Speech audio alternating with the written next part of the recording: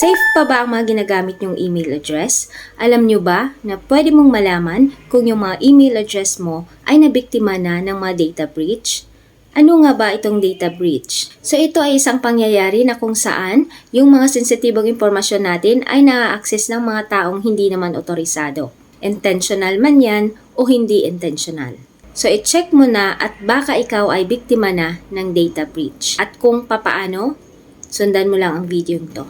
So una nga ay pumunta ka sa iyong Chrome o kung anumang browser meron ang cellphone mo, then i-type mo sa address bar ito. Yan.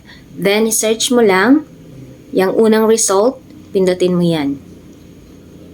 At dito naman, i-enter mo na dyan ang iyong email address. Then i-click mo lang yung pound. Kung ganito ang result, safe ang iyong email. So i-try ko naman yung isa ko pang email. At tingnan nyo, ito yung result. So kung ganito ang result, agad-agad palitan na ninyo ang inyong password. At dapat ito ay combination ng numbers, letters, at mga special characters para hindi ito madaling makrack ng kung sino man ang kumukuha ng mga data.